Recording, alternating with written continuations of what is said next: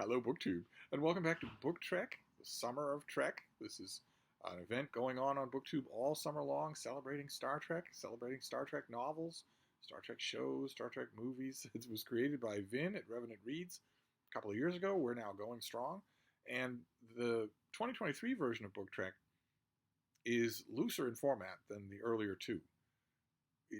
There isn't any format. It's just read Star Trek during summer. I myself associate the summer with Star Trek for a number of different reasons, and that's just fine by me. I intend to read Star Trek all summer long, in addition to all the other stuff that I read, which is wonderful. I'm sorry, I'm looking at the background here. You're getting a pillow on the ledge there because Frida is right next to me. She's been right next to me, just cuddling next to me for days now. She isn't up there. Maybe she'll go up there in the course of this video. I won't be talking long because the book that I'm talking about today, I've talked about many times on this channel for Book Trek and off Book Trek. It's my favorite Star Trek novel. And the reason that I'm reading it again when I was spinning the wheel and doing all sorts of new stuff is because Randy Ray. I'll leave a link to Randy Ray's channel. Randy Ray suggested that maybe we read these books, or maybe I suggested it. We're going to read the books by this author team throughout Book Trek. And the author team is Sandra Marshak and Myrna Culbreth. And the book, as you're going to know if you've watched this channel, is The Price of the Phoenix. This is their novel from the very early days of Trek fiction. This is from 1977, when there weren't, aside from James Blish's numbered Star Trek books adapting the TV scripts, there really wasn't much Star Trek fiction. It was being published by, who was this, Bantam? Bantam, and then Pocket Books. But the fact that there weren't that many books doesn't mean there was no Star Trek fiction. There was plenty of Star Trek fiction, plenty. I wrote tons of it myself and read a lot of it, probably more than anyone who's still alive. It was the fanzine circuit. It was private Trek fiction. There was no hint, no thought, not even the idea of the possibility of getting any of that printed and published by a major publisher. Instead, fans started writing Star Trek fiction right away. They were writing it in the first season of the show when it was still airing. And that just proliferated in dot matrix fanzines and stapled together little pamphlets all over the country, maybe all over the world, where you would get together with friends, you would all want to contribute something, you would come up with a name for your fanzine. Some of the most famous ones actually became fairly well known. T-Negative became fairly well known. And you would all contribute. And you would work your cutting and pasting, copyboard, layout design skills. This was long, long before the internet. The only advanced computerized technology that any of those people knew about back then was the advanced computerized technology in the world of Star Trek. It would be decades before we would invent that technology in the real world. Doors that open when you come near them, computers that are interconnected and talk to each other and talk to you, etc., etc., etc. A paper-free existence, if you want it. Those things circulated everywhere. Word spread on all kinds of informal networks about what was a good story that was unfolding. Is it an epic history of the Gorn? Is it someone writing a long historical novel about the life of Mr. Flint from Requiem for Methuselah? Who knows what it could be? It could be anything. It could be anything because none of it had to worry about copyright. None of it was ever going to be published. It was just going to be printed in these Samitz fanzines that everybody slipped around at hotel room gatherings that now are known as conventions. Then it was just a dozen diehard fans who wanted to talk about this show that had changed all our lives, this show that was just amazing, the show that we fought to save when we heard rumors that it was being canceled, a show that we all fought to stop it from being moved in the network scheduling. Those of you who are very young will not have any idea what networks were like. It's all cable, and there are a million organizational brands, but at the time there were just three, plus public access, plus PBS or whatnot. So it was a big deal. If you had the right position broadcasting during the week, you might do a lot better than if you didn't. We were on top of all of that. Everyone was involved in that, and there was lots and lots of fiction. And well, I don't know how familiar you are with fan fiction, but fan fiction tends to travel in several well-known grooves. I don't understand them. I am not a psychiatrist. I do not, or an exorcist. I don't understand those grooves. But one of the main ones is sadomasochistic erotic violence. Now, I don't know why that is, but that has always been true. As far as I can tell, all fan fiction has been like that. If you set up a forum of any kind, whether it's a fanzine or now on the internet, if you set up a forum for fan fiction of pretty much anything, that's some of the first stuff you're going to get. In the 1960s, there was a trickle, but still noticeable body of fan fiction derived from The Adventures of the Lone Ranger, the half-hour TV show. And right away, right out of the gate, it was sadomasochistic slash fiction between the Lone Ranger and Tonto. This has been true for everything else, just everything that you can name. And it, in the present day, in our depraved modern era, has actually made a multi-millionaire out of Stephanie Meyer. So it can happen. This can, or 50 Shades of Grey, that sort of thing is the hallmark of fan fiction. And right away in Star Trek, the original series was inviting that, because among the many other amazing things that it did, the original series in Star Trek shows us intense male friendship between Kirk, Spock, and McCoy, but also especially between Kirk and Spock. That happens over and over again, where it is clear that Kirk is the first truly passionate, close, best friend relationship that Spock has ever had. Despite the fact that he's been in Starfleet for a long time, despite the fact that he was serving on Captain Pike's Enterprise, it's pretty clear from the original series that Kirk is the first person to reach him on that level. Not even McCoy. And that McCoy and Kirk don't share that same kind of friendship either.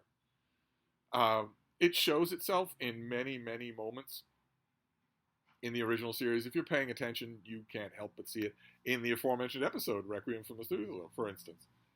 Our heroes, our trio of heroes, is about to enter a mysterious room. And Spock steps forward and rather urgently for him suggests that he go first, not Kirk, even though Kirk is captain and he's the kind of captain who always goes first. And McCoy is right on it. It's a wonderful scene. It's incredibly tense. I've noticed that it's usually cut. It used to usually be cut from television reruns. But McCoy's right on it. He recognizes that Spock is showing something, some intense emotion, that he's not showing for McCoy. And Kirk seems to notice it too. Well, fans noticed it. And so a huge amount of Star Trek fiction in that fan fiction era was deeply disturbing stuff. I don't know how much of it exists today. I have a pile of it here. But there was an ongoing series in which it essentially amounted to Mr. Spock just being creatively tortured in installment after installment after installment. And you would think, if you're not familiar with this kind of psychological phenomenon, you might think that's a weird thing for a fan to want from a character they love, but love expresses itself in all kinds of ways. I hate to say it, but it's true. That was a signature element of Star Trek fan fiction. And then the show went off the air, but James Blish's books adapting the series did really well. They did really well. Something called Star Trek 4 would show up at a local dry goods store in a small town in Iowa and sell out in hours. And no matter how many copies you got in of Star Trek 4, they would all sell out in hours. And that wasn't just true in small town Iowa. That was true in Anchorage, Alaska. That was true in New York City. That was true everywhere. Gradually, the folks at Paramount realized that fans will buy books. They'll buy Star Trek books.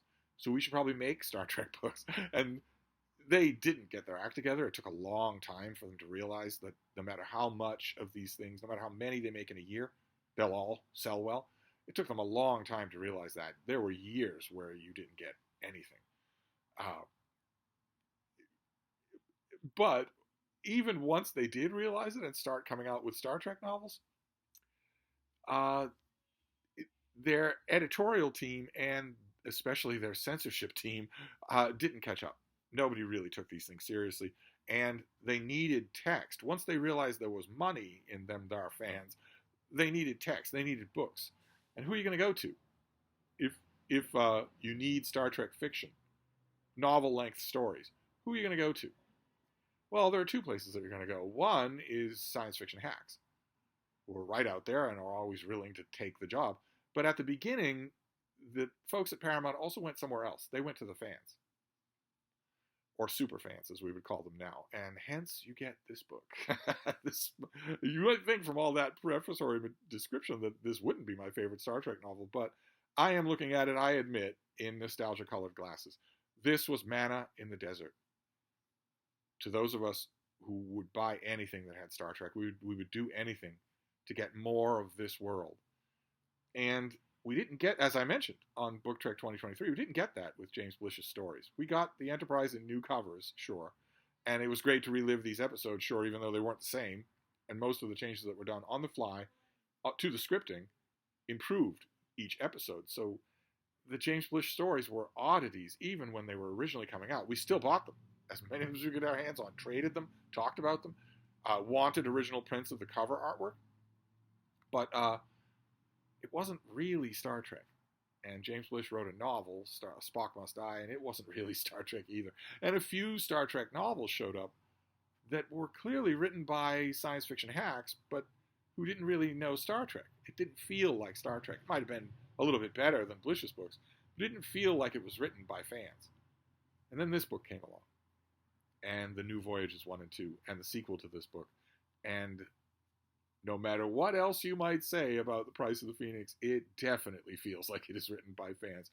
In fact, it feels like it's written by fans who maybe were a little too much fans. Sandra Mashik and Myrna Culbreth were there at the beginning. They were there from the beginning. They knew the episodes, the show, the quotes, everything perfectly. They just knew it perfectly. And they channel a lot of that into this book. Unfortunately, or maybe fortunately, or maybe even neither one, maybe just historically, they also channeled a lot of those old fanzine fan writing habits into this book. This book is full of sadomasochism. It's full of barely encoded sexual innuendo. It's full of that weird kind of let's all get naked and whipped energy. Let's just call it energy that infused a lot of those old fanzines. It's full of that. If you came to Star Trek fiction through Book Trek last year or the year before that, or maybe you know Star Trek fiction from the novels of The Next Generation, when the studio was all over these books and the lawyers were all over these books and the censors had long since published a list of do's and don'ts, if you only know Star Trek fiction from that kind of reading experience, this is going to strike you as a trip to your grandfather's bordello. even though it's there is no overt sexuality in here. It's infused with sex, but there. Anyway, this is a story of a man named Black Omni. It's a story of the villain of the piece is Omni. He is big, he is confident, he is brilliant, and he has created a conclave planet, a little black hole planet, in the middle of nowhere, on the edge of the Klingon, Romulan, and Federation empires. And he's done it specifically because, as he puts it, he does not like the idea of wall-to-wall empires. He doesn't like the idea of crushing the human spirit and all that conformity. So he's created this little hole-in-the-wall planet and used unbelievable scientific genius that is his and his alone to shield the planet impenetrably. Even against starships, even against a fleet of starships. To shield it impenetrably. So you can go in at his invitation, but your people can't get you out. And this planet has a whole bunch of different sort of dioramas of native cultures of one kind or another, including Omni's favorite, the American Old West. Everyone has sidearms here. There are saloons and whatnot. And an extended poker metaphor that runs throughout the book. It's a fascination of Omnis that isn't explained and doesn't seem likely. The more we learn about Omni, especially in the sequel to this book, the less it seems likely that he would even know what the Old West is, much less care about it. But one of those enclaves, when Kirk and Spock go to this planet to find out what this guy is all about, the Federation is a little bit concerned. They take the Enterprise and go to this planet. They find, when they get there, that they have company. The Romulans have also sent a representative. And it is the female Romulan commander from the original series episode, The Enterprise Incident, played by Joanna Linville. 100% sure of the actress's name, although she had a lucrative career in Star Trek conventions. But it's an unforgettable performance. She does a great job as the Romulan commander, who, keep in mind, has Kirk's job, even though she's a woman, but she also has more than Kirk's job. She commands a fleet of ships. She commands 3 ships, a battle group of Romulan starships. Kirk doesn't do that. And she's pretty tough in the show and intelligently done. It's a wonderful episode. It's a little bit hammy, but it's a wonderful episode. And she was a huge, huge fan favorite. Everyone wanted to know, for instance, her name. In that episode, she tells her name to Spock, but we don't hear it. So we never know her as anything other than the commander. And we never know her as anything other than the commander in this book either. Sandra Marshak and Mona Calbreth wrote stories for fanzines in which we get her whole biography, in which we definitely know a name and all of her history, but they don't bring any of that into this book. They want this book to stay pretty close to what we would now call Star Trek canon. So they don't add anything that wasn't in the show. Of course, when this book came out, it was just a dream that there would ever be a multi-billion dollar movie franchise or a world in which there'd be Star Trek from wall to wall. That was not even a wild fantasy. But they stick close to that. They stick close to show continuity. So the fact that we don't get the commander's name means we don't get the commander's name in this book either. She's there as well, treating with Omni, trying to figure out what this guy is and what he wants. And Omni is touring them, proudly touring them through some of his regional dioramas or whatnot. And in one of those, a woman with a baby rushes into a burning building because in their culture, much like Sooty, the woman and her children sacrifice themselves on the burning altar of a dead husband. But Kirk isn't willing. If these were androids or holograms, he might be willing to watch it. But it's a real woman and a real baby. He can't do it. He can't stand by and watch that. He rushes into the burning building to save her, and it collapses on him. With Spock right there, with the commander right there, with Omni right there, jeering, laughing. And the book opens with Spock returning to the Enterprise with the charred remains of Jim Kirk in a body bag. And Spock is at the edge of his Vulcan self-control. McCoy sees it right away. He's about to explode. Sandra Marshak and Myrna Calbreth love to remind us that the Vulcans are not androids.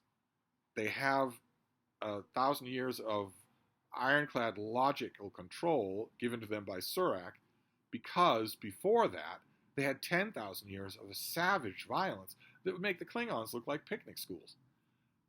The Vulcans are fighting against that bottomless capacity for savage violence all the time. We get the strong impression, for instance, in the original series Mirror, Mirror, that they aren't, in that alternate universe, they aren't commanded by logic. They are still savages, which is why when Mr. Spock, the Spock with the beard, is talking to that Sulu, and he says, "My operatives would avenge my death. And some of them are Vulcans." And Sulu is visibly frightened by that. These two want to remind us all the time that is the legacy of Spock's people. It's not emotionlessness. It's the fight against violence. And McCoy sees that Spock is about to lose that fight. That this love, the love of Kirk that is at the center of this book, that is the whole Fons et Orgo, the thing that is part of the original series, is about to blow open because Spock is sure that Omni arranged that whole scene to kill Jim Kirk. And he is about on the edge of his control and losing it. Of course, there's not much that they can do. Even Mr. Scott, even the Enterprise's phasers, even the combined disruptors of that whole Romulan fleet can't penetrate those shields. Nevertheless, we quickly learn in the course of the book that Omni has what appears to be Jim Kirk alive and well, naked, and in his possession. And we learn very shortly in the course of the book that this is because Omni has developed a process, the Phoenix process, which records at the moment of traumatic death, when a person is on the edge of death and knows it, so they're experiencing that weird combination of ultimate terror and ultimate exaltation. Omni's Phoenix process can, in that moment, record that person's essence and duplicate them so that they are not an android. They are not, a clone. They are that person in a new body, in a newly formatted body. As Omni says to our characters at one point, we knew that we were very close with the transporters, right? Picture the Star Trek transporter, right? You stand on that platform. You aren't picked up and traveled somewhere else. You are deconstituted into your subatomic particles, and they are reassembled somewhere else. So essentially, the you that stood on that platform the first time is destroyed. No wonder Bones McCoy doesn't like the transporters. He of all people would know what's happening there. Imagine, as Sandra Marshak and Myrna Culbreth do in this book, imagine if you stood on that transporter platform, you said energize, you appeared at your destination, but you were still on that transporter platform. There would suddenly be two of you, and they would be the same. Now, the one that materialized on the second transporter platform, there would be a moment in which that one did not exist.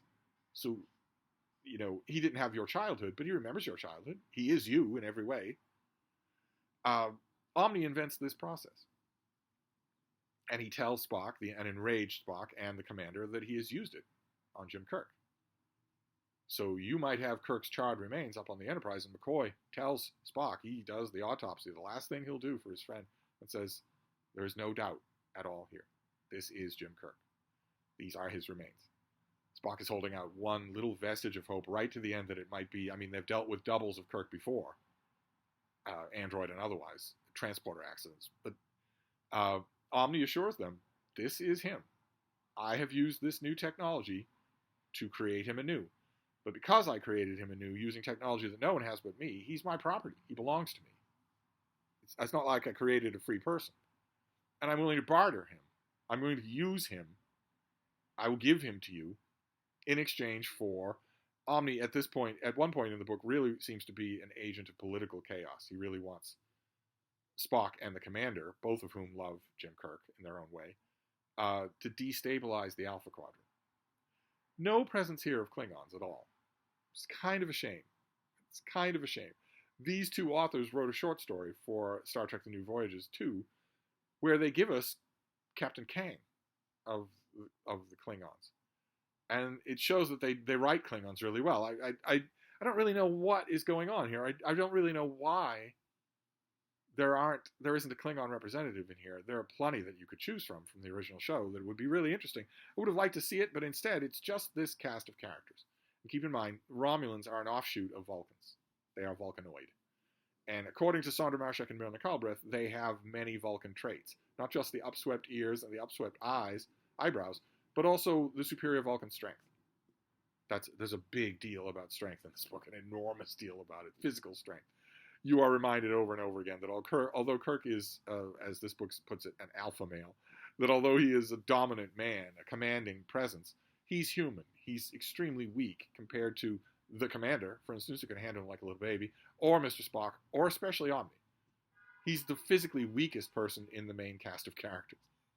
I read this book now, in 2023, and I remember what I wasn't quite so clear on then, which is all the research that has been debunked about that whole concept of alpha males, but you get the point. And I certainly don't want to upset the dude bros. This only further infuriates Spock. And it isn't long in the book before we realize that in addition to Omni using that process on Kirk to create a double who quickly realizes that he's not the real Jim Kirk, he's quickly appraised of that, and for convenience sake, Spock and the commander start referring to him as James. But Omni also had a regular transporter trained on that burning building and actually transported out the actual Captain Kirk.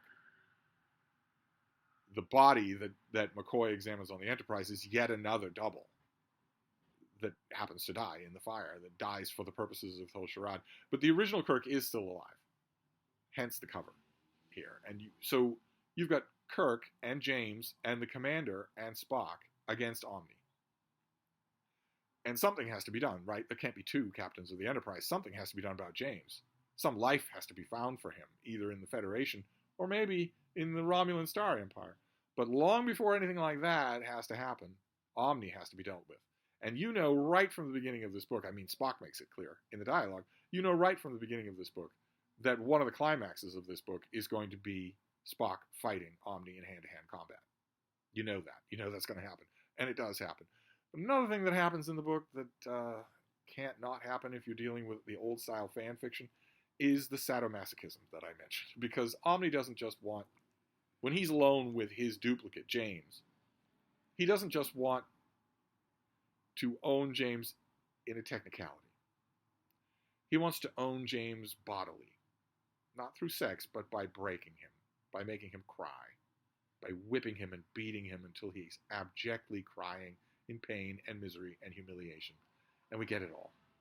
There's absolutely no reason for it. Again, like the Old West preoccupation, it doesn't make any sense when you know about the character. The more you know about the character of Omni, the less that makes sense. It's only there because these two couldn't help themselves. Because that was the bread and butter of old fan fiction. So there's a lot of it here. A lot of it, of Omni dominating Jim Kirk. Seeing if he can see the tears of a starship captain. But if you know these two writers, you also know that Kirk is going to have a great moment. That it's not going to ultimately come down to a test of strength at all. It's going to come down to a test of that weird, pure and noble command ethos that is Jim Kirk. And it does. The concluding scene of this book is absolutely terrific. You'll stand up and cheer. I don't want to. I know this has been out for 50 years, so I'm not too worried about giving spoilers. But I want you to have a lot of the fun of the twists and turns on your own. But I was very happy that Randy agreed to read all 4 of the novels that these two wrote. I hoped for years and years. They did The Price of the Phoenix, and then fans loved it, absolutely loved it. I loved it, wrote many, many letters. Lots of other people too. They got swamped in mail. And then they wrote The Fate of the Phoenix, which is the sequel, and I really hoped that there would be a 3rd book. There can be. The Fate of the Phoenix leaves it wide open, but they never did it. I'm sure that there are fan fictions out there that do continue this story, because once you've experienced Omni, you really want more of him. And you also want more of this particular lineup. This particular lineup is really good. The commander works, the chemistry works really well with Kirk and Spock, and then later with James. I have a candidate for if there had been a Klingon in this storyline. I think there could have been. It would have been really neat. I would have brought in a whole bunch of elements that aren't here. The Romulans might be, a militaristic species, but the commander is very refined. And Kirk and Spock have moved. The Federation is not. They've moved beyond the Old West. So adding a Klingon to the mix would really have brought out an element of dealing with Omni that doesn't get brought out in these books. And I've always had a sort of counterintuitive favorite. I would really like it if these two had included Commander Koloth. The largely played for laughs Klingon in The Trouble with Tribbles. The character has lots more potential. We see that in Deep Space Nine, but it would have been really fun to do that. And it would have added a little bit of levity to the... I'm not saying that he would be a buffoon in the story, but it would have added a little bit of much-needed levity to this book. This is an extremely intense book, as you would expect, because one of the things that Omni points out about the Phoenix process, and that our heroes notice about it, is that it is massively destabilizing. As the commander says at one point to Kirk, at the last minute, what wouldn't you give if someone offered you Spock back? And Kirk is completely honest and said, I would give anything. I'd give the Federation itself. The commander knows she would do the same thing. She mentions, what about your mother? What about Spock's mother? What about my mother? And if we can't be expected to know that when we have faced the evil that is Omni, then what about some planetary leader who suddenly, has the chance to have his beloved wife back? What wouldn't he give? Or even more venally, the chance to live forever himself. What wouldn't he give for that? Omni would become the ultimate power broker in the galaxy. Now, I love that. I love that reading. I think that's fantastic that they are well aware of the problems of the Phoenix device, but also of the promise of it. I mean, these 4 people in this room are they going to be the ones who deny the galaxy immortality? Those elements are really well done. I think one of the things that annoys me about this book, that has always annoyed me, is the fact that Sandra Marshak and Merlin Culbreth have to resort to Deus Ex Machina in order to make the plot happen. There's no real way, I've thought about it a million times, there's no real way to make this plot happen. Otherwise, you have to make Omni's science magically invulnerable. You have to do that. or there's no way around it, or he would be easily beaten. He's just one person. He's got a Romulan fleet in orbit over his planet. You have to just say, as a matter of fiat, narrative fiat, that his shields are impenetrable and that they can't be finessed or caused to fall or whatever. I myself think that Scotty would have needed one rainy afternoon to beat those shields. And I also don't like the idea of the authors just introducing planetary shields that can withstand a combined bombardment from 3 Romulan birds of prey. It wouldn't be able to. The Starship Enterprise can lay waste to a planet in 10 minutes. So that's always a little bit tough to swallow, and there's a lot of other super science that Omni has as well. But the Phoenix device, combination of replicator and transporter, that's fascinating. That's a fascinating idea. And you also get your visceral payoff too, because you get a fight. You get a confrontation at the end between Kirk and Omni. Kirk and the Forces of Good and Omni. But you also get a fight between Omni and Spock, and that pays off every time. I don't know how many times I've read this book. I realize that it is breathless purple prose. I realize that the prose is extremely tortured. And the authors never come anywhere near a cliche without swooping to grab it up. At one point at the end of the book, Kirk is telling Omni, "You're beyond the reach of our laws." And just the word beyond proves irresistible to our authors. So they have Kirk say, "You're beyond the reach of our laws and beyond the pale." Because they've said the word beyond. Don't let the cliche go. You got to bring it in. So I recognize all of those flaws. I love it anyway. I love it anyway. I think it's a terrific story, and I think it's better done than its detractors over the years have given it credit. But it's very much the last vestiges of Star Trek fan fiction. It's very much that. So anyway, that's my book trek book for today. What a treat to talk about The Price of the Phoenix. Glad that I'm doing this with Randy Ray. I think he's already made a video about this book, so I'll leave a link to it down below. If he has, I'll go and find it. I won't bother to link to all of my previous videos about this book. I'm saying basically the same things. I don't know that I recommend it. It's a thrilling story, but it's not written like Star Trek fiction is written now or ever will be written again. This was written before lawyers descended on the books, so you're never going to see Star Trek fiction like this again unless you go on fanfiction.net or places like that. So if you like that, the kind of fan fiction, the kind of Star Trek fiction that came later, you might not like this. But we're going to be talking about these authors again because we're going to do all 4 books. So I have them all in print and paper copies. So I have my Star Trek bookmark there that I will use. But anyway, I've talked long enough. I could talk forever about this book. But I'm going to wrap this up for now, and I will be back. Thank you, BookTube.